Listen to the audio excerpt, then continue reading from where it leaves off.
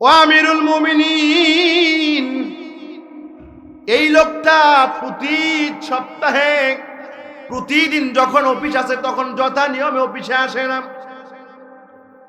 এই লোকটা যখন প্রতি সপ্তাহে 7 দিন যে কোনো একদিন অফিসে এসে আসবে না, এই লোকটা মাঝে মাঝে অফিস চলাকালীন সময় হঠাৎ করে কাঁপতে কাঁপতে অজ্ঞান হয়ে 1.5-2 ঘন্টা অফিসের ভিতরে পড়ে থাকে। আমিরুল মুমিনিন, এই লোকটা যখন অফিসের কাজ শেষ করে যখন সন্ধ্যার পরে যখন বাড়িতে ঢুকে যায়, জনগণেরা যদি তাকে ডাকে আর ডাকে, ওই লোকটা সাড়া দেয় না। খলিফা ওমর চিঠি লিখলেন, ও সাইদ বিন আমির জরুরি মদিনায় আসো। মদিনায় আসার পরে সাইদ বিন আমিরকে বললেন, সাইদ বিন আমির রে, 6 মাসের ভিতরে তোমার বিরুদ্ধে 4টা অভিযোগ দায়ের হয়ে গেছে। ও সাইদ বিন আমির, এই 4টা অভিযোগের যথাযথ জবাব তোমাকে দিতে হবে। সাইদ বিন আমির বললেন, ইয়া আমিরুল মুমিনিন, কি 4টা অভিযোগ আপনি বলেন। আমার মনে হয় এই 4টা অভিযোগের যথাযথ প্রশ্নের উত্তর আমার কাছে আছে। আমার ভাই, আরে এই যে 4টা প্রশ্নের অভিযোগ আমার কাছে যথাযথভাবে আছে। আমার ভাইয়ের, আরে হযরত ওমর রাদিয়াল্লাহু তাআলা আনহু জিজ্ঞাসা করলেন, ও সাইদ বিন আমির, তোমার বিরুদ্ধে 1 নম্বর অভিযোগ হলো তুমি কেন প্রতিদিন অফিসে দেরি করে যাও।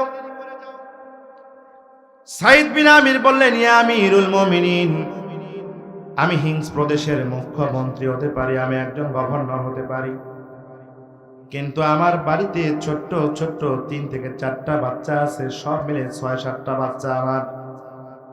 এই যে ছোট্ট ছোট্ট বাচ্চাগুলো সকালে ঘুম থেকে ওঠার পরে খাওয়ার জন্য কান্নাকাটি শুরু করে দেয়। আমি একজন মুখ্যমন্ত্রী হতে পারি, কিন্তু আমার বাড়িতে কাজকর্ম করার মতো কোনো দাসী আমার বাড়িতে নাই। যার কারণে ছোট্ট বাচ্চাদেরকে কখনো আমি নিয়ে থাকি, কখনো আমার স্ত্রী রান্না বান্নার কাজ করে, আবার কখনো আমি রান্না বান্নার কাজে স্ত্রীকে সহায়তা করি।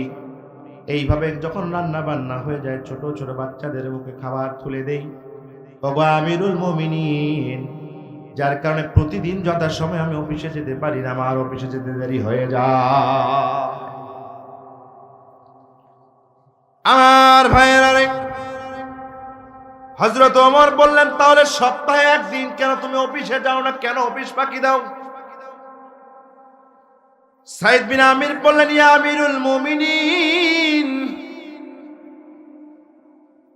সপ্তাহে যখন শুক্রবার যখন চলে আসে, টানা 7টা দিন আমি এক পোশাকে, একটা পাঞ্জাবি পরে, একটা জুব্বা পরে, একটা জামা, আমার একটাই পোশাক, আমার এই একটা পোশাক পরে আমি নিয়মিত আমি অফিস করি। শুক্রবার যখন এসে যায়, শুক্রবার পরিষ্কার পরিচ্ছন্ন পোশাক পরে বিশ্বনবী মসজিদে যেতে বলেছেন, যার কারণে শুক্রবারের সকালবেলা আমি আমার পোশাকগুলো খুলে ধুয়ে স্ত্রীকে দেই, স্ত্রী শুকাতে দেয়। ঘরের ভিতরে ছিঁড়াযুক্ত নোংরা পোশাক পরে আমি পরে থাকি। ওগো আমিরুল মুমিনিন, যার কারণে সপ্তাহে 1টা দিন আমার অফিস যাওয়া সম্ভব হয় না। ও আমিরুল মুমিনিন, এগুলো যদি আমার অপরাধ হয়ে থাকে, আমার দায়িত্ব থেকে আমাকে আপনি অব্যাহতি দিয়ে দেন। আমার ভাইয়ের, আরেক হযরত ওমর জিজ্ঞাসা করলেন, ভাই আমার বলো তো, সন্ধ্যার পরে ঘরে ঢুকলে জনগণ তোমাকে ডাকাডাকি করলে কেন তুমি ঘর থেকে বের হও না। সাইদ বিন আমির বলেন, ইয়া আমিরুল মুমিনিন, সারাদিন যখন অফিসের কাজে ব্যস্ত থাকি, আমার মনে হয় আল্লাহ রাব্বুল আলামিনের হকটা আমি আদায় করতে পারি নাই। যার কারণে যখন অফিস থেকে আমি ফিরে আসি, এশার সালাত আদায় করার পরে যখন আমি ঘরের ভিতরে ঢুকে যাই, সর্বপ্রথম ওযু করে নেই, তারপরে কিছু খানা খেয়ে নেই, এরপরে আমি মুসল্লা নিয়ে আল্লাহর সামনে, আল্লাহর দরবারে আল্লাহর সাথে কথা বলার জন্য দাঁড়িয়ে যাই। ইয়া আমিরুল মুমিনিন, আমার মাবুদের সাথে, আমার আল্লাহর সাথে, আমার মনিবের সাথে এত বেশি প্রেম ভালোবাসায় মত্ত হয়ে যায়, জনগণ কখন এসে আমাকে ডাকাডাকি করে আমি বুঝতে পারি না। ওগো আমিরুল মুমিনিন, এটা যদি আমার অপরাধ হয় আমাকে আমার দায়িত্ব থেকে অব্যাহতি দিয়ে দেয়। আমার ভাইয়ের আরেক জামানের খলিফা হযরত ওমর আসমানের দিকে চেয়ে নিবৃতে চোখের পানি ঝেড়ে বলে, ওগো রব, কোন সাইদ বিন আমিরকে আমি জবাব দিতে জন্য আমি তালাশ করেছি, কোন সাইদ বিন আমিরের কাছে আমি জবাব কৈফিয়ত করেছি, ওই সাইদ বিন আমির আমার জন্য কত না ভালো, কত না আমার চেয়ে উত্তম। ওগো মালিক, সাইদের উপরে না জানি আমি অবিচার করে ফেললাম। আমার ভাইয়ের আরেক আমিরুল মুমিন হযরত ওমর বললেন, ভাই আমার, ও ভাই আমার, বলো তো 4 নাম্বার তোমার বিরুদ্ধে অভিযোগ ছিল, অফিসে যাওয়ার পরে তুমি হঠাৎ করে কাঁপুনি শুরু করে দাও, কাঁপতে কাঁপতে 1.5 থেকে 2 ঘন্টা তুমি অজ্ঞান হয়ে পড়ে থাকো। ভাই বলো তো, বলো এটার কারণটা তুমি কি, আমি এই কারণটাও তোমার কাছে চাই। সাইদ বিন আমির বলেন, ইয়া আমিরুল মুমিনিন, অফিসে যাওয়ার পর একটা ঘটনা আমার মনে হয়, যেই ঘটনা বিশ্ব নবীর মনে হলে বিশ্ব নবী ডুকরে ডুকরে কাঁদতেন। আল্লাহু আকবার কোন।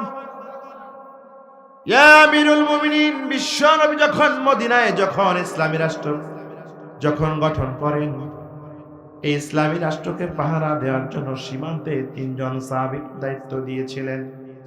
তার মধ্যে খুবাইব ইবনে আদি ছিলেন অন্যতম একজন সেনাপতি। মক্কার কাফেররা এই 3 জনকে গ্রেফতার করে জঙ্গিরা ধরে ফেলে, সঙ্গে সঙ্গে 2 জনকে সেখানে শাহাদাত শহীদ করে দেয়, হত্যা করে ফেলে। আর খুবাইব বিন আদিকে গ্রেফতার করে মক্কার জঙ্গিরা, মক্কার সন্ত্রাসীরা তাদের বাড়িতে নিয়ে যায়। ওগো আমিরুল মুমিনিন, এই খুবাইব বিন আদিকে যে জেলখানায় বন্দী করে রাখা হয়েছিল, ওই জেলখানার সাথেই হলো আমার বাড়ি। মক্কার কাফেররা এই খুবাইবকে জুলুম নির্যাতন করত, রিমান্ডের নামে বিভিন্ন ভাবে নির্যাতন করতাম। আর বলতো, খুবাইব, যদি তুই তোরে নবী মুহাম্মদকে যদি একটা বার যদি গালি দিতে পারিস, তোকে আমরা জেলখানা থেকে মুক্ত করে দেব। বলেন তো, এই রকম প্রস্তাব বাংলার জমিনেও আল্লামা সাইদির জন্য এসেছিল, কি এসে নাই? জালিমা বলেছিল, সাইদি সাহেব শোনেন, যদি কোরআনের কথা বলা বাদ দেন, ইসলামী রাজনীতি করা যদি বাদ দেন, মাঝে মাঝে ইসলামী রাজনীতি যারা করে এদের বিরুদ্ধে একটু ফতোয়া দিয়ে দিবেন, বাংলাদেশে ভালো একটা পদ আপনাকে দেব, দেশ বিদেশে আপনাকে আমরা বিভিন্ন সুযোগ সুবিধা দিয়ে দেব। কোরআনের পাখি কোরআনুল কারীমকে বেছে নিয়েছেন, জালিমের প্রস্তাবকে মেনে নেয় না। ইয়া আমিরুল মুমিনিন, জালিমের প্রস্তাব খুবাইব মেনে নিল না, যার কারণে তার খাওয়া দানা খাদ্য পানি তাকে বন্ধ করে দিল। আমি লক্ষ্য করছিলাম, আমি তদাকিরি করেছিলাম, কিন্তু দেখলাম একটা লোক 10 দিন ধরে 20 দিন ধরে না খাওয়ার পরে, বলেন তো লোকটা দুর্বল হবে নাকি সুন্দর হবে? ভাইয়েরা কথা বলেন, দুর্বল হবে নাকি সুন্দর হবে?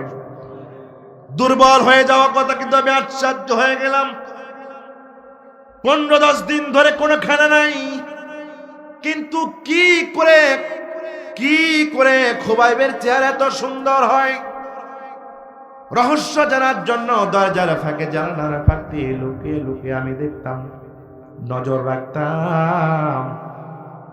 কিন্তু লক্ষ্য করলাম একদিন খুবাইব কি যেন মুখ দিয়ে জিকির করে, কি যেন জিকির করে, আর তার সামনে সুন্দর একটা থালার সামনে লাল টসটসে আঙ্গুর একটা একটা করে ছিঁড়ে ছিঁড়ে খুবাইব খা। ইয়া আমিরুল মুমিনিন, শেষ পর্যন্ত তাকে বের করে নেওয়া হলো, হাতে পেরাক বাঁধা হলো, পায়ের মধ্যে প্যারাক বানা হলো, যুবকদেরকে তরবারি চালাতে বলা হলো। আমার শরীরটা ক্ষতবিক্ষত হয়ে গেল। আমি সেই দিন দাঁড়িয়ে দাঁড়িয়ে এই কামটা দেখেছিলাম, এই দৃশ্য দেখেছিলাম।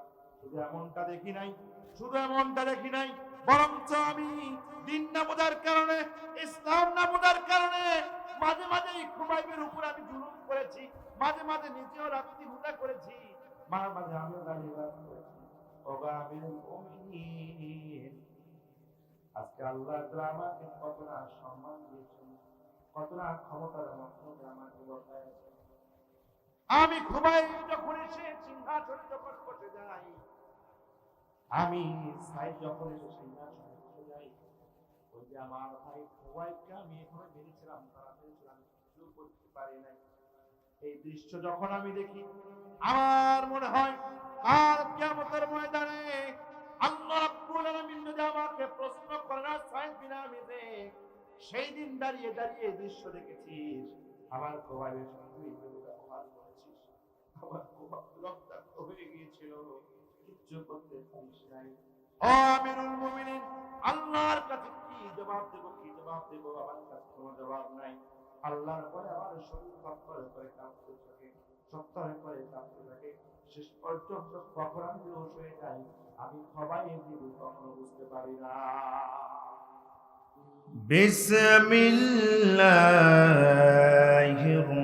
রাহমানির রাহিম।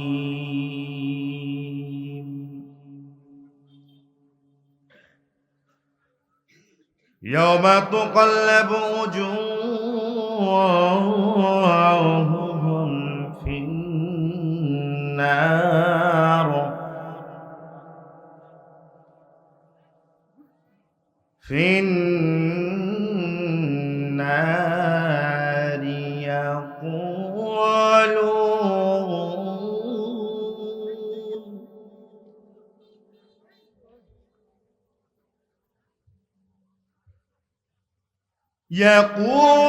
يقولون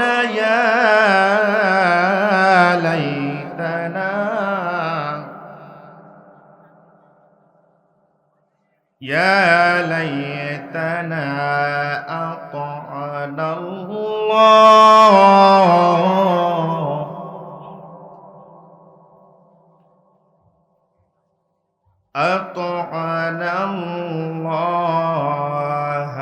وأطعنا الرسولا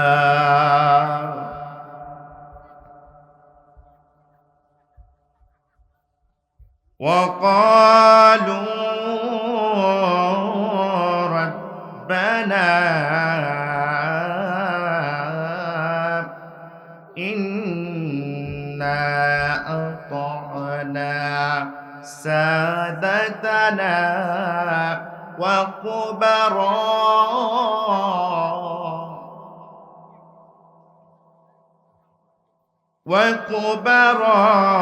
وكبراءنا فأضلونا السبيلا.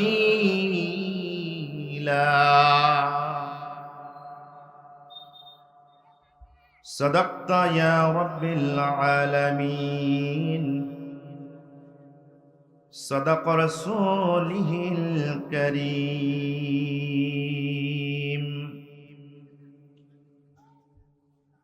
إن الله وملائكته يصلون على النبي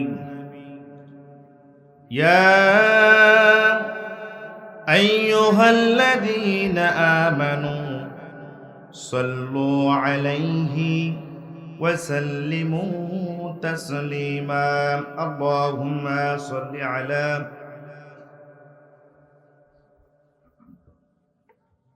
দরুদ ইব্রাহিম সবার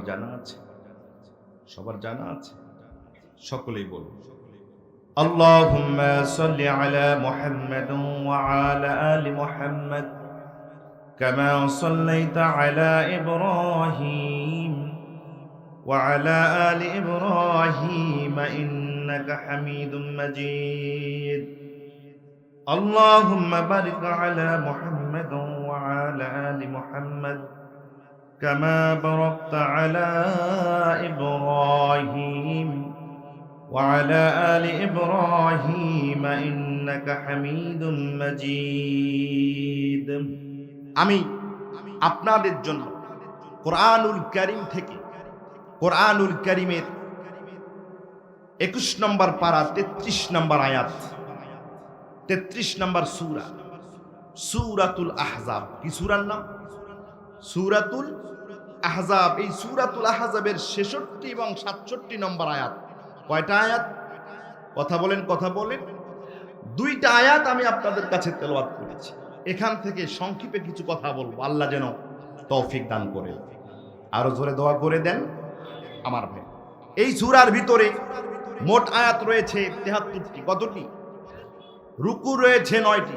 কতটি রুকু? এই সূরা আল্লাহ তাআলা রাসূল সাল্লাল্লাহু আলাইহি সাল্লামের মাদানী জীবন। এই সূরা নাম হচ্ছে সূরাতুল আহজাব। আহজাব হচ্ছে একটা যুদ্ধের নাম। কিসের নাম? যুদ্ধের নাম। ইসলামের ইতিহাস এই যুদ্ধকে বলেছে খন্দকের যুদ্ধ। আল্লাহ বলছে, ওগো আমার নবী, এটা খন্দকের যুদ্ধ নয়, এটা আহজাবের যুদ্ধ। আহজাবটা কি? আহজাব হচ্ছে যৌথ বাহিনী। আল্লাহু আকবার বল। মুসলমানদেরকে মুছে ফেলে দেওয়ার জন্য, মদিনার ইসলামী রাষ্ট্রকে নস্যাৎ করে দেওয়ার জন্য আরব বিশ্বের সকল দলগুলো, সকল দেশগুলো একত্রিত হয়ে মুসলমানদের বিরুদ্ধে একটা যুদ্ধ ঘোষণা করেছিল। যৌথ অভিযান পরিচালনা করার সিদ্ধান্ত নিয়েছিল। আল্লাহ তাআলা সেই যুদ্ধকে বলেছেন সূরাতুল আহজাব। আল্লাহু আকবার। এই সূরার ভিতরে আল্লাহ রাব্বুল আলামিন তার রাসূল সাল্লাল্লাহু আলাইহি সাল্লাম এবং তার পরিবার নিয়ে আলোচনা বেশি করেছেন। আল্লাহু আকবার। আল্লাহ তাআলা এই সূরার শুরুতেই বলেছেন, ইয়া আইয়ুহান নবী ইত্তাকিল্লাহ। ও আমার নবী, আপনি আগে আমাকে ভয় করুন। আর জোরে কোন? আপনি, আপনাকে আগে আমাকে ভয় করতে হবে, তারপর আপনি উম্মতকে ভয় করার দাওয়াত দিবেন। সংস্কারটা কোথা থেকে শুরু হবে? কথা বলেন, কথা বলেন আমার ভাইয়েরা। এই সূরা, সূরাতুল আহজাবের এই যে 66 এবং 67 নম্বর আয়াত আমি আপনাদের সম্মুখে তেলাওয়াত করেছি, এই আয়াত দুটো কখন নাজিল হয়ে গেল? এই আয়াতের শানি নুজুল লিখতে গিয়ে মুফাসসিরে কেরাম লিখেছেন, মক্কার কাফেরেরা, মদিনার কাফেরেরা বিশ্ব নবীজির কাছে এসে একটা বিষয়ে বারবার তাকে প্রশ্ন করা হতো। এই কাফেরেরা, মুনাফিকেরা এমন একটা বিষয় নিয়ে বারবার বিশ্ব নবীকে প্রশ্ন করত, যেই বিষয়ের জ্ঞান আল্লাহ রাব্বুল আলামিন সাধারণ কোন নবী রাসূল তো দূরের কথা, মানুষ তো দূরের কথা, আল্লাহ রাব্বুল আলামিন জামানার পয়গাম্বার, সর্বশ্রেষ্ঠ পয়গাম্বার রাহমাতুল লিল আলামিন জনাবে মুহাম্মদুর রাসূলুল্লাহ সাল্লাল্লাহু আলাইহি ওয়াসাল্লামকে দেয় নাই। এটা এমন একটা জ্ঞান, সেই জ্ঞানটা হলো কিয়ামত কখন সংগঠিত হবে। আল্লাহু আকবার কোন। এ মুসলমান, আল্লাহু আকবার কোন। আমার ভাইয়েরা বলেন তো, কিয়ামত কখন সংগঠিত হয়ে যাবে? এইটা যদি কোনো মানুষ জানে, যদি কোনো নবী জানে, যদি কোনো রাসূল জানে, বলেন তো পাসওয়ার্ড উন্মুক্ত হয়ে যাবে কি যাবে না? সবাই কথা বলেন তো, এটা বিষয়টা উন্মুক্ত হয়ে যাবে কি যাবে না? যার কারণে কিয়ামত কখন হবে, কিয়ামত কখন সংগঠিত হবে, এই জ্ঞানটা আল্লাহ রাব্বুল আলামিন পৃথিবীর কোন পয়গাম্বারকে দেয় নাই। এমনকি আমাদের নেতা বিশ্বনবী মুস্তাফা মুহাম্মদ রাসূলুল্লাহ সাল্লাল্লাহু আলাইহি সাল্লামকে এই জ্ঞানটা আল্লাহ তাআলা দেয় নাই। যার কারণে মদিনার মুনাফিকেরা, মদিনার কাফেরেরা যখন তখন এসে বিশ্ব নবীকে জিজ্ঞাসা করত, ইয়া মুহাম্মদ, ও মুহাম্মদ, বলো তো কিয়ামত কখন সংগঠিত হবে? তুমি যে আল্লাহর কথা বলো, পরকালের ভয় আমাদেরকে দেখাও। ও মুহাম্মদ, বলো তো সেই পরকালটা, কিয়ামতটা কখন সংগঠিত হয়ে যাবে? আমার ভাইয়েরা, কোন একদিন যখন মদিনার ভিতরে মুনাফিক আর কাফিরেরা বিশ্ব নবীজির কাছে এসে জিজ্ঞাসা করলেন, ও মুহাম্মদ বলো তো কিয়ামত কখন সংঘটিত হয়ে যাবে? বিশ্বনবী বসে আছেন, এই সূরার 63 নম্বর আয়াত থেকে 68 নম্বর আয়াত আল্লাহ রাব্বুল আলামিন নাযিল করে দিয়ে বললেন, ও আমার হাবিব, এই যে মুনাফিকেরা কাফেরেরা আপনার কাছে এসে বলে কিয়ামত কখন সংঘটিত হয়ে যাবে, ও আমার হাবিব শোনো, কিয়ামত কখন সংঘটিত হয়ে যাবে এটা বড় কোনো কথা নয়, বড় কোনো বিষয় নয়, বরং কিয়ামতের ময়দানে বান্দা যেন আমার সামনে দাঁড়ার যোগ্যতা অর্জন করে নিয়ে আসে। বান্দা দুনিয়ার জীবনে যাওয়ার পরে এই বান্দা যেন কিছু আমল আখলাক নিয়ে আসে, এটাই হলো বড় কথা। কারণ কিয়ামত কখন সংঘটিত বড় কথা না, বরং আপনি তাদেরকে বলে দেন কিয়ামত কখন সংঘটিত হবে এটা আল্লাহ ছাড়া পৃথিবীর কেউ জানে না। আমার ভাইয়েরা, এই আয়াত নাজিল করার পরে আল্লাহ রাব্বুল আলামিন নাজিল করে দিলেন, এই আয়াত নাজিল করার পরে আল্লাহ রাব্বুল আলামিন বললেন, ইয়াউমা তুকাল্লাবু উজুহুহুম ফিন্নার ইয়াকুলুনা ইয়া লাইতানা আতা'না আল্লাহ ওয়া আতা'না রাসূলা।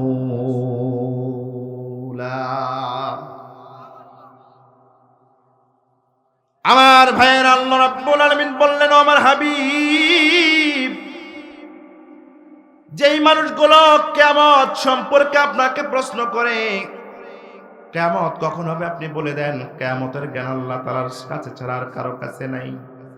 ও আমার হাবিব, আপনি বলেন কিয়ামত নিয়ে এত ব্যস্ত হয়েছো কেন? বরঞ্চ কিয়ামত সংঘটিত হয়ে যাওয়ার পরে মানুষদের যখন ফয়সালা হয়ে যাবে, কিছু মানুষ জান্নাতে চলে যাবে আর কিছু মানুষ জাহান্নামে চলে যাবে। এই যে মানুষেরা জাহান্নামের ভিতরে চলে গেল, জাহান্নামে যাওয়ার পরে মানুষেরা এমন আযাবের সম্মুখীন হয়ে যাবে, আল্লাহ রাসূল বলেছেন কোরআনুল কারীমে, আল্লাহ রাব্বুল আলামিন বলেছেন মানুষের শরীরের ভিতরে আগুনের আযাব এত বেশি হবে, এত বেশি হবে। ও আমার ভাইরা, আপনি যখন গরমের দিনে যখন ক্লান্ত হয়ে যখন আপনার ঘরের ভিতরে আপনি ঢুকে যান, মেঝের উপরে অথবা বিছানার উপরে যখন চিত হয়ে আপনি শুয়ে পড়েন, ফ্যানটা যখন আপনি চালু করে দেন, এই ফ্যানের 3টা পাখা যখন খুব দ্রুত ঘোরা শুরু করে, বলেন তো আপনি যদি ফ্যানের দিকে তাকান সেখানে 3টা পাখা নাকি 10টা পাখা বোঝা যায় কি যায় না? বোঝা যায় না, বোঝা যায় না। এমন ভাবে দেখবেন যে না কোনো ফাঁকাই নাই, মনে হয় সব জায়গায় ফ্যানের পাখা, কথা কয় না। তার মানে 3টা পাখা এমন ভাবে ঘুরতেছে। আল্লাহ রাব্বুল আলামিন বলেন, বান্দারে কিয়ামত হওয়ার পরে যখন কিছু বান্দা যখন জাহান্নামের ভিতরে চলে যাবে, জাহান্নামের আযাব এমন ভাবে গ্রাস করবে, এমন ভাবে পুরে ছারকার করে দিবে, চামড়াগুলো গলে যাবে, তেলগুলো পানি হয়ে যাবে, রক্তগুলো পানি হয়ে যাবে, আর হাড্ডিগুলো ফুটে ফুটে দুধময় বালু হয়ে ছন্ন বিছন্ন হয়ে জাহান্নামের এখানে সেখানে ছিটকে পড়ে যাবে। আল্লাহ রাব্বুল আলামিন বলেন, ইয়াউমা তুকাল্লাবু উজুহুহুম ফিন্নার, এ বান্দা জাহান্নামে যাওয়ার পরে তোমার চোখের পলকে নিমিষেই এই যে ফ্যানের পাখা যেরকম ঘোরে তুমি বুঝতে পারো না, বান্দারে জাহান্নামের আযাবের কারণে তোমার চেহারাটা বারবার পরিবর্তন হয়ে যাবে, তুমি কিছুই বুঝতে পারবা না। আমার ভাইয়েরা, জাহান্নামে যাওয়ার পরে যখন এইভাবে আযাব গ্রাস করবে, ওই সময় জাহান্নামীরা বলবে, এই কোরআনুল কারীম যখন আপনি খুলে দেখবেন, কোরআনুল কারীমের বিভিন্ন সূরার ভিতরে আল্লাহ রাব্বুল আলামিন জাহান্নামে যাওয়ার পরে কি কথা বলবে, কেন তারা জাহান্নামে গেল, অনেক কথা এসেছে এই কোরআনুল কারীমের ভিতরে। জাহান্নামীরা জাহান্নামে যাওয়ার পরে কি কথা বলবে, কেন তারা জাহান্নামে চলে গেল, অনেক কথাই তারা বলবে, কোরআনুল কারীমের ভিতরে এসেছে। কিন্তু আমি আপনাদের জন্য এমন একটা আয়াত তেলাওয়াত করেছি আপনাদের সামনে আলোচনা করার জন্য। যখন জাহান্নামীরা জাহান্নামে যাবে, যাওয়ার সঙ্গে সঙ্গে সর্বপ্রথম জাহান্নামীরা এই কথায় আল্লাহ রাব্বুল আলামিনের কাছে বলবে, জোরে কোন আল্লাহু আকবার। জাহান্নামীরা জাহান্নামে যাওয়ার পরে এই যে যখন জাহান্নামের আযাবের কারণে চেহারা বারবার পরিবর্তন যখন হয়ে যাবে, জাহান্নামীরা বলবে, ইয়াকুলুনা ইয়া লাইতানা আতা'না আল্লাহ ওয়া আতা'না রাসূলা। জাহান্নামে যাওয়ার পরে সর্বপ্রথম জাহান্নামীরা বলবে, ইয়া লাইতানা, হায় আমাদের পুরা কপাল, হায় আমাদের দুর্ভোগ, হায় আমরা কত হতভাগা। আতা'না আল্লাহ, দুনিয়ার জীবনে আল্লাহ রাব্বুল আলামিনের আনুগত্য আমরা করি নাই। ওয়া আতা'না রাসূলা, রাসূলকে নেতা হিসাবে আমরা মানি নাই। জাহান্নামীরা জাহান্নামে যাওয়ার পরে সর্বপ্রথম একটা কথা বলবে, একজন আরেকজনের সাথে কথা বলবে, আল্লাহ রাব্বুল আলামিনের দিকে চেয়ে চেয়ে কথা বলবে, ওগো মালিক, দুনিয়ার জীবনে আমরা আল্লাহর আনুগত্য করি নাই আর বিশ্ব নবীর নেতৃত্ব মেনে নেই না। আল্লাহ রাব্বুল আলামিন বলেন, তারা আরো কি বলবে, ক্বালু রাব্বানা ইন্না আতা'না সাদাতানা ওয়া কুবারা'ানা ফাআদাল্লুনা সাবিলা। আমার ভাইয়েরা, জাহান্নামীরা প্রথম কথা বলবে, আমরা আল্লাহকে মানি নাই, আল্লাহ রাসূলের নেতৃত্বকে আমরা মেনে নেই নাই, এই কারণে আমরা জাহান্নামে এসেছি। আর একটা কারণ আছে, সেই কারণটা হলো ইন্না আতা'না সাদাতানা, দুনিয়ার জীবনে কিছু উদ্ভট পাতি নেতা, উচ্ছৃঙ্খল পাতি নেতার আদর্শ আমরা মেনে নিয়েছিলাম। কথা আমার না আল্লাহ, কথা আমার না আল্লাহ। আমার ভাইয়েরা, জাহান্নামীরা বলবে, আতা'না সাদাতানা ওয়া কুবারানা, আমাদের দেশে অমুক মুরব্বী ছিল, এন করেছে তেন করেছে, অমুক নেতা, জাতীয় নেতা, অমুক নেতা, তমুক নেতা, এইরকম কিছু মুরব্বীকেও আমরা বাংলার জমিনে পেয়েছিলাম। আমরা সমাজের কিছু পাতি নেতাকে অন্ধ অনুসরণ করেছিলাম, আর এই জাতীয় পর্যায়ের কিছু নেতার মুখোশ ধরে আমরা আন্দোলন করেছিলাম, দল করেছিলাম। এই নেতাদের নেতৃত্ব মানার কারণে, তাদের পেছনে স্লোগান দেওয়ার কারণে, তাদের পেছনে ঘোরার কারণে, এই নেতাদের কারণে আমরা আজকে জাহান্নামে চলে এসেছি। কিয়ামতের ময়দানে আল্লাহ রাব্বুল আলামিন বলেছেন, ইয়াউমা নাদউ কুল্লা উনাসিন বিইমামিহি, কিয়ামতের ময়দানে আমি তোমাদেরকে নেতার নাম ধরে ডাকবো। আল্লাহু আকবার কর। হে অমুক নেতা, বড় গর্দান ছিল তো, চলে আয়, আর তোর পাশে কারা কারা নেতৃত্ব দিয়েছে এদেরকে নিয়ে আয়। কুরআনুল কারীম খুলে দেখেন, সূরাতুল বানী ইসরাঈল ৭১ নম্বর আয়াত। আল্লাহ বলছে, ইমামিহিম, তোমাদের সমাজপতিদেরকে নাম ধরে ধরে ডাকবো এবং তোমাদেরকে সেখানে হাজির করাবো। কথা কি আমার? কথা বলেন, কথা আমার। আমার ভাইয়েরা, এই আলোচনা যখন আমি নোট করছিলাম বাংলাদেশের মুসলমানের জন্য, যখন দেখলাম একজন মুসলমান চাইলেই যাকে তাকে নেতা বানাইতে পারে, কথা বলেন, এ মুসলমান কথা বলেন, একজন মুসলমান চাইলে যাকে তাকে নেতা বানাইতে পারে না। আল্লাহ রাব্বুল আলামিন জিজ্ঞাসা করলাম, কোরআনুল কারীমকে রিসার্চ করা শুরু করে দিলাম, ওগো মালিক, এবার তো একটু বলে দাও তো দেখি, সমাজের কোন লোকগুলোকে নেতা বানানো যাবে আর সমাজের কোন লোকগুলোকে নেতা বানানো যাবে না।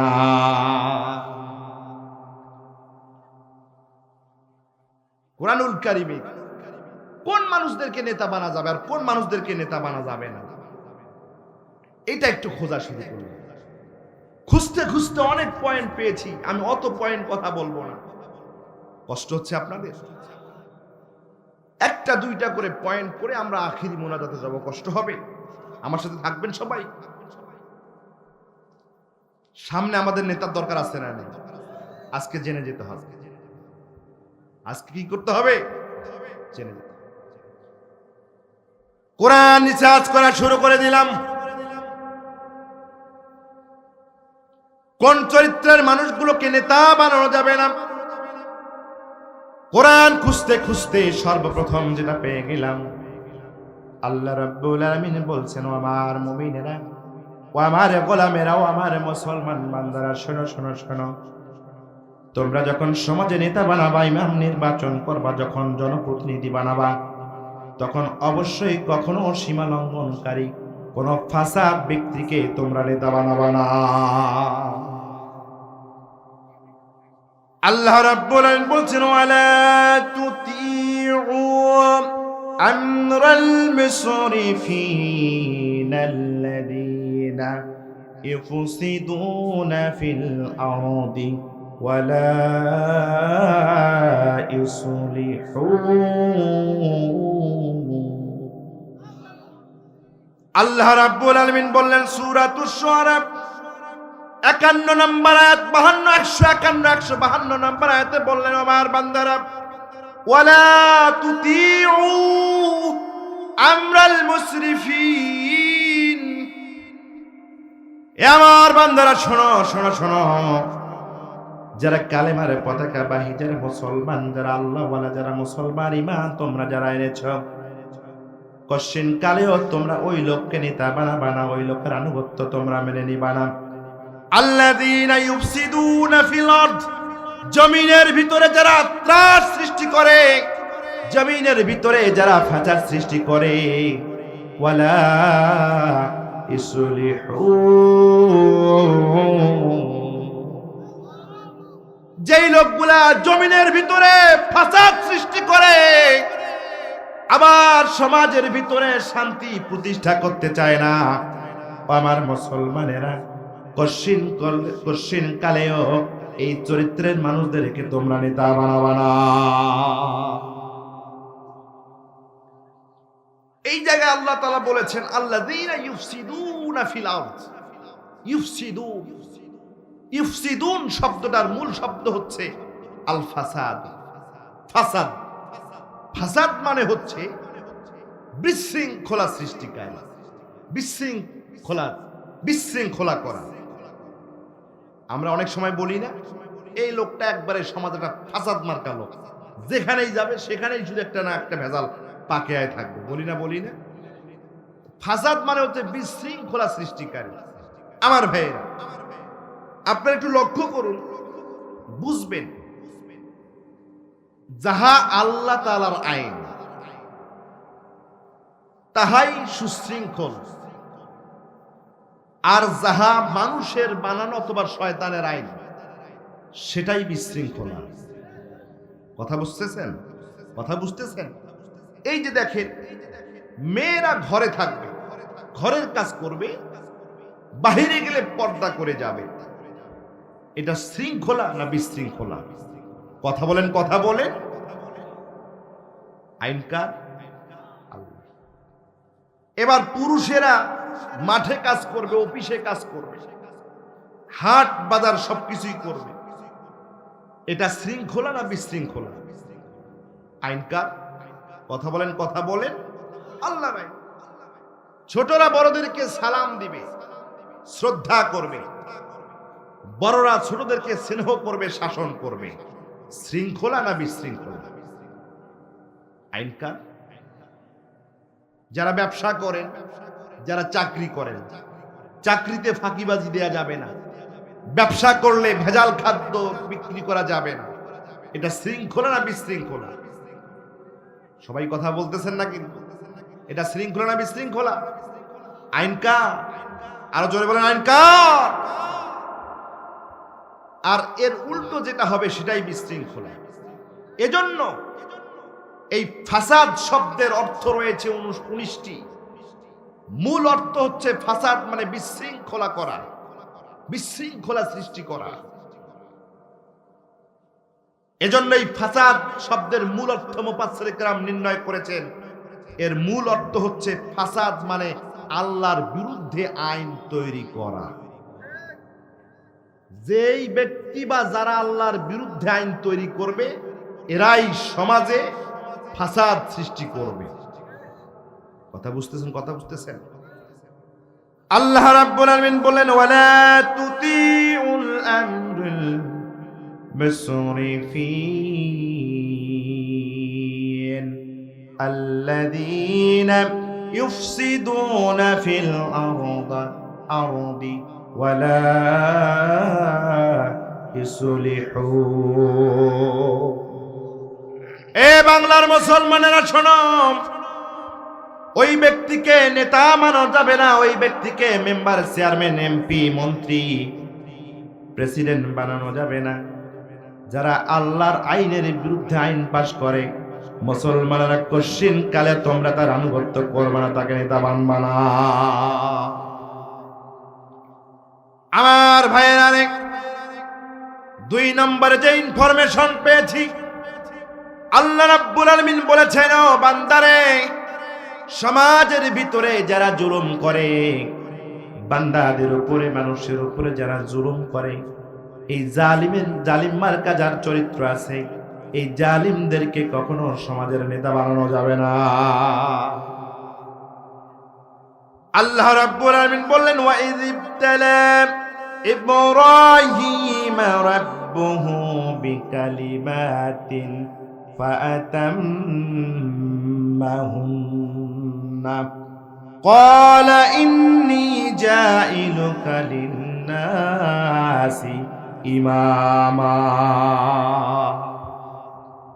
আমার ভাইয়ারে, জালিমদেরকে নেতা বানানো যাবে না, জালিমদেরকে সমাজপতি মানা যাবে না। আল্লাহ রাব্বুল আলামিন এখানে হযরত ইব্রাহিম আলাইহিস সালামের কথা নিয়ে এসে বলতেছেন, ইব্রাহিম, আমি আল্লাহ রাব্বুল আলামিন তোমাকে যতগুলি পরীক্ষা করেছিলাম সব পরীক্ষাগুলোতে তুমি A+ পেয়েছো। আল্লাহু আকবার কোন, আরো জোরে কোন আল্লাহু আকবার। ইব্রাহিম, আমি যতগুলো পরীক্ষা তোমাকে করেছি সব পরীক্ষায় তুমি যথাযথভাবে পাশ করেছো ইব্রাহিম, যার কারণে আমি আল্লাহ রাব্বুল আলামিন খুশি হয়ে তোমাকে কি করলাম, ইন্নী জাইলুকা লিন্নাসি ইমামা। ইব্রাহিম, আমি আল্লাহ রাব্বুল আলামিন খুশি হয়ে পৃথিবীর সকল মতের, সকল বর্ণের, সকল জাতির যে মানুষ হিসাবে যাকে দেখলে বোঝা যায় এ মানুষ, ইব্রাহিম, আমি তোকে সকল মানুষের নেতা বানায় দিলাম। চিল্লাই কোন আল্লাহু আকবার। ইব্রাহিম শোনো, তোমাকে শুধু নেতা বানাই দিলাম না, বরং কি করলাম, মিল্লাতা আবিকুম ইব্রাহিম। ইব্রাহিম, আমি তোমার উপরে এত বেশি সন্তুষ্ট হয়েছি, তুমি শুধু সাধারণ মানুষের নেতা নাও, বরং কিয়ামত পর্যন্ত যারা আমার উপরে বিশ্বাস আনবে, ঈমান নিয়ে যারা চলাফেরা করবে, এই সমস্ত মুসলিম মুমিনাতের পিতা তোমাকে বানাই দিলাম। আল্লাহু আকবার। আল্লাহ বলতেছে, ইব্রাহিম আলাইহিস সালাম হলো আমাদের পিতা। ইব্রাহিম আলাইহিস সালাম আমাদের কি? মুসলিম জাতির পিতা কে? ইব্রাহিম। আল্লাহ বলতেছে ইব্রাহিম আমাদের পিতা। আর কিছু মানুষ তারা তাদের মতো করে বানায় আমাদের উপর চাপাই দেয়, এই হচ্ছে আমাদের পিতা। কথা কয় না, কথা কয় না। আল্লাহরটা মানবো না মানুষেরটা মানবো? আল্লাহরটা মানবো না মানুষেরটা মানবো? কথা কি বোঝা যায়? কষ্ট হচ্ছে, কষ্ট হচ্ছে। আল্লাহ রাব্বুল আলামিন বললেন, ইব্রাহিম, তোমাকে আমি মানব জাতির নেতা বানায় দিলাম। ইব্রাহিম আলাইহিস সালাম যেহেতু আমাদের পিতা, আমাদের বাবা, যার কারণে আল্লাহ রাব্বুল আলামিনের কাছে বললেন, ও রব্বে কারীম, আপনি কি আমারে নেতা বানায় দিলেন নাকি আমার সন্তানগুলো নেতা হবে? আল্লাহু আকবার কোন, আরো জোরে কোন আল্লাহু আকবার। ইব্রাহিম আলাইহিস সালাম বললেন, ও রব্বে কারীম, আমি নেতা নাকি আমার সন্তানগুলো নেতৃত্ব দেবে? আল্লাহ রাব্বুল আলামিন বলেন, ইব্রাহিম রে, তুমি নেতৃত্ব দিবা, তোমার সন্তানগুলো নেতৃত্ব দিবে। আল্লাহু আকবার কোন।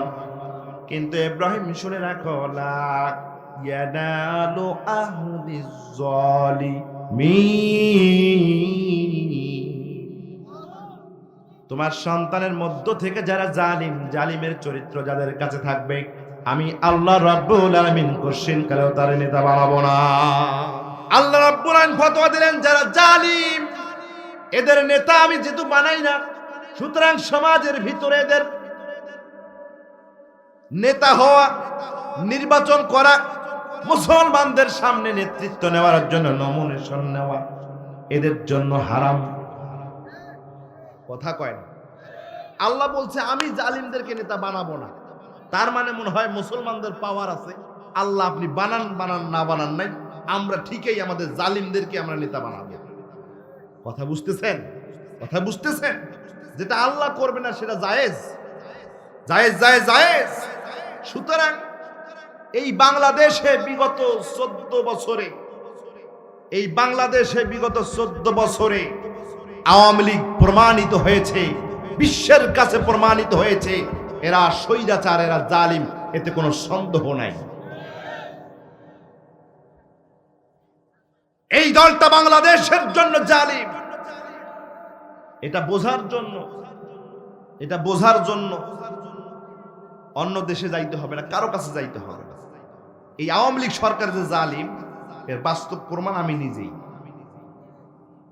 কথা বুঝতেছেন? আমি নতুন বিয়ে করেছি।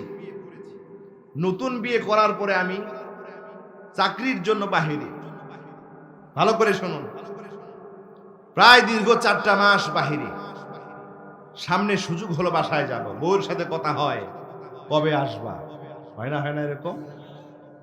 আমি বললাম এই যে ধরো 24 48 ঘন্টা, 48 ঘন্টা, আজকে যে 3টা বাজতেছে, আগামী 48 ঘন্টার পর বিকেল 3টায় আমি তোমার কাছে চলে যাব। এখন একদিন যাওয়ার পরে বউ আমাকে ফোন দিয়ে বলতেছে আমার কাছে আসার জন্য তোমার কিন্তু আর 24 ঘন্টা বাকি আছে। সত্য কথা বলতেছি, আল্লাহর কালাম আমার কাছে। 12 ঘন্টা পর ফোন দিয়ে বলতেছে আর মাত্র কিন্তু 12 ঘন্টা। এরপরে আবার ফোন দিয়ে বলতেছে আর কিন্তু 6 ঘন্টা। কয় ঘন্টা? এরপরে আবার ফোন দিয়ে বলল আর মাত্র কিন্তু 3 ঘন্টা। এই যে 3 ঘন্টা বলল, এই 3 ঘন্টা আমার 6টা মাস হয়েছে। কি কারণে? আওয়ামী লীগের দোসরেরা, আওয়ামী লীগের প্রশাসন আমাকে রাস্তা থেকে ধরে নিয়ে গেল। 6টা মাস জেলখানায় কাটলাম, মাকে ত্যাগ করলাম, বাবাকে ত্যাগ করলাম, স্ত্রীর কাছে যেতে পারলাম না। কোন অপরাধ নাই, কোন অপরাধ নাই। আমি ফতোয়া দিতে পারি আল্লাহর দরবারে, মামলা করব সেখানের বিরুদ্ধে। 6টা মাস আমাকে কিয়ামতের ময়দানে বুঝাই দিতে হবে, দিতে হবে, দিতে হবে।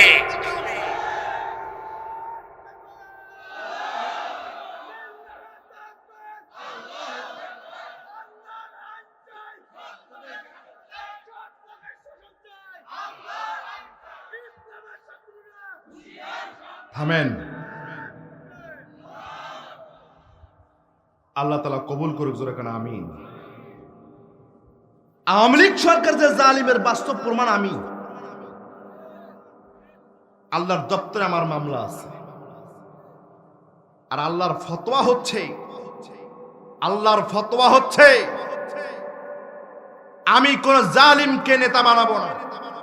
সুতরাং মুসলমানদের জন্য জালিমদেরকে নেতা বানানো হারাম, এবং কোন জালিম স্বৈরাচারের নেতা হওয়ার জন্য নির্বাচনের প্যানেলে আসা জায়েজ নাই, জায়েজ নাই, জায়েজ নাই। সুন্দরগঞ্জের এই উর্বর মাটি থেকে সুন্দর বাংলাদেশ, আগামীর নতুন বাংলাদেশ গড়ার জন্য বাংলাদেশের সকল উপদেষ্টা সহ প্রধান উপদেষ্টা ডক্টর ইউনূসের কাছে আকুতি জানাবো, আগামী নির্বাচনে, বাংলাদেশের নির্বাচনের ময়দানে আওয়ামী লীগ কিংবা ভারতের কোন দালাল, ভারতের কোন দেশে ভারতের কোন দালাল, ভারতের কোন লোক, ভারতের কোন এজেন্ডা বাস্তবায়ন করার জন্য কোন জালিম যেন এই বাংলাদেশের মসজিদে যাওয়ার জন্য নির্বাচনের প্যানেলের অনুমতি না পায়। যদি হয় এর তীব্র নিন্দা প্রতিবাদ জানিয়ে রক্ত দেওয়ার জন্য কারা কারা যে আছো দুহাত উঁচু করে দেখাও।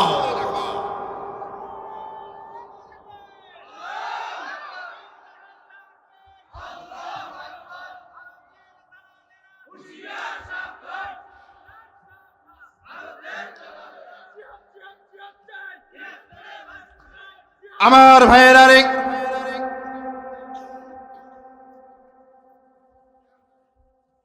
ফাসাদ তৈরিকারীকে নেতা বানানো যাবে না। 2 নম্বরে যারা সমাজের ভিতরে জালিম, এই জালিমদেরকে নেতা বানানো যাবে না। কোরআনুল কারীমে রিসার্চ করা শুরু করে দিলাম, কাদেরকে নেতা বানাতে হবে, আল্লাহ কাদেরকে নেতা বানাতে হবে। কোরআনুল কারীমে কি বলেছো একটু চিন্তা গবেষণা করলাম, করার পরে মোটামুটি কয়েকটা নিদর্শন, কয়েকটা আলামত, কয়েকটা কাজ আমি পেয়েছি। আল্লাহু আকবার কোন, আরো জোরে কোন আল্লাহু আকবার। রিসার্চ করতে গিয়ে সর্বপ্রথম যে কাজটা আল্লাহ রাব্বুল আলামিন বলে দিলেন, আল্লাহ রাব্বুল আলামিন বললেন, ও আমার বান্দারে, কোন চরিত্রের মানুষকে তুমি নেতা বানাবা কোরআনুল কারীম থেকে শোনো, কোরআনুল কারীম থেকে শোনো। ইয়া আইয়ুহাল্লাযীনা আমানু আতিউল্লাহ ওয়া আতিউর রাসূলা ওয়া উলিল আমরি মিনকুম। সূরাতুন নিসার 59 নম্বর আয়াত। এই 59 নম্বর আয়াতের ভিতরে আল্লাহ রাব্বুল আলামিন বললেন, ওই বান্দারা তোমরা শোনো,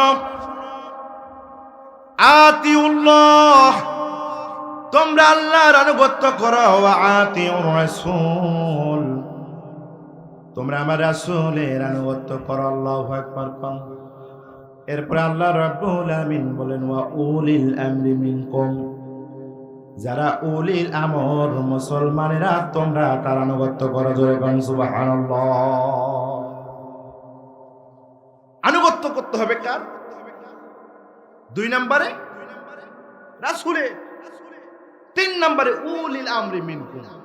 আল্লাহু আকবার কোন। তাহলে এই উলিল আমর মিনকুম কারা জানার দরকার আছে না নাই? যারা একটু আরবি গ্রামাটিক্যাল জানেন, তাফসীর যাদের জানা আছে, মুফাসসির কেরাম বলেছেন আতিউ শব্দ হলো ক্রিয়াবাচক শব্দ, ফেল কর্মবাচক শব্দ। এই আতিউ শব্দটা আল্লাহর নামের আগে এসেছে, রাসূলের নামের আগে এসেছে, কিন্তু উলিল আমরের কথার আগে আতিউ শব্দটা আল্লাহ দেয় নাই। কথা তো আয়াত তো শুনলেন, আল্লাহর আগে বলছে আতিউল্লাহ, এরপরে বলছে ওয়া আতিউর রাসূল, এরপরে আতিউ উলিল আমর বলে নাই, আল্লাহ বলছে ওয়া উলিল আমরি মিনকুম। মুফাসসির কেরাম বলেছেন উলিল আমর হলো সে, এ মুসলমানেরা, উলিল আমর হলো সে যেই ব্যক্তিটা জীবনে মরণে, চলতে বসতে, উঠতে, খাইতে, হাট বাজারে, রাজনীতিতে, সমাজনীতিতে, ব্যবসা নীতিতে, সব জায়গায় আল্লাহ রাসূলের আনুগত্য করে, ওই হলো তোমাদের উলিল আমর। আওয়াজ দিয়ে কোন আল্লাহু আকবার।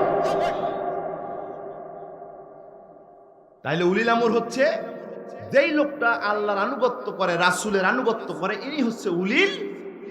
আল্লাহু আকবার কোন। তাহলে নেতা কে হবে? যেই নেতা নামাজ পড়ে, রোজা করে, হজ করে, যাকাত করে, ইসলামী আন্দোলন করে, ইকামতের কাজ করে, সুদ খায় না, ঘুষ খায় না, দুর্নীতি করে না, সন্ত্রাসের সাথে জড়িত নাই, চাঁদাবাজির সাথে জড়িত নাই, কোরআনের সকল কিছু মানার চেষ্টা করে, ইনি হলো উলিল আমর। কিন্তু সমাজে আমাদের কিছু উলিল আমর আছে যারা নামাজ পড়ে, রোজা করে, তলে তলে আবার হোটেলে গিয়ে মেয়েদের সাথে ঘুরতে পারে, মরে মদের বাদগুলোতে গিয়ে নাইট পার্টি করে, আসে না নাই? এরা কি উলিল আমর? কথা বলেন, কথা বলেন। আবার কিছু নেতা আছে যেই নেতা নেতৃত্বের কারণে, গরমের কারণে মাথায় এরকম টুপিটা পর্যন্ত দেয় না, বরঞ্চ উল্টা ফতোয়া দেয়, উল্টা ফতোয়া দেয়, যারা টুপি রাখে, দাড়ি রাখে, এরা অমুক অমুক অমুক। তাহলে উলিল আমর হচ্ছে সে যে নামাজ পড়বে, রোজা করবে, আল্লাহর জমিনে আল্লাহর দ্বীন বাস্তবায়ন করার জন্য মানুষদেরকে ডাকবে কুরআনুল কারীম দ্বারা। আল্লাহর জমিনে আল্লাহর আইন পালন করার জন্য মানুষদেরকে উদাত্ত আহ্বান জানায়। আল্লাহ বলছে, হে আমার বান্দারা, এরাই হচ্ছে তোমাদের উলিল আমর। কথা বলেন ঠিক না ম্যাডাম?